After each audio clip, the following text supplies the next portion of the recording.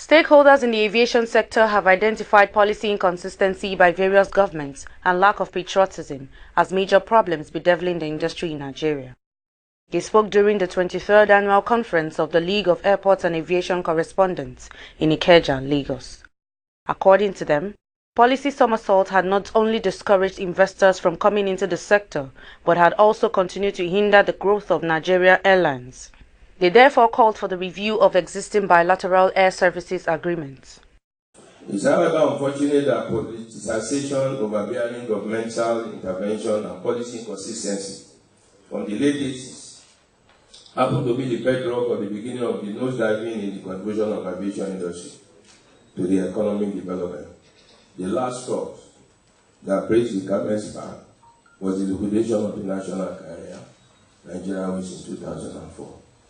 Brazil re-regulated some of the elements of its industry for the singular reason that it felt that there was a need to grow the market.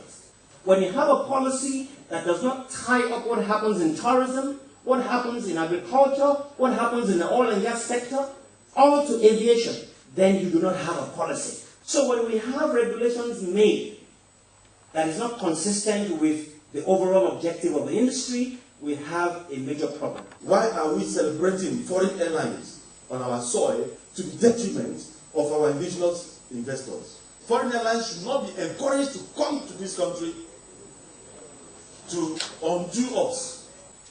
This is wrong. This is very wrong. I believe Nigeria needs to urgently review the BASA policies. Because when you're giving away frequencies and designations, we are losing economically as a country, and we cannot afford to do so. Imagine if somebody came in, maybe in the 5th year of a 5-year plan, with a different government or a different party in power that created that plan.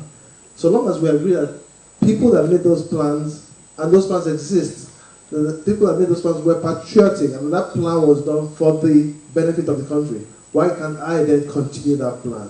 Bringing a new person should not mean that the policy should change. So what we need in Nigeria, and we need it urgently, is an enabling environment from the federal government of Nigeria. We must not pay lip service to cooperation and partnerships. It must be a two-way street. The government of Nigeria must support local carriers. So I sincerely believe that the government must urgently review the BASA policies. Because when you're giving away frequencies and designations, we are losing economically as a country, and we cannot afford to do so.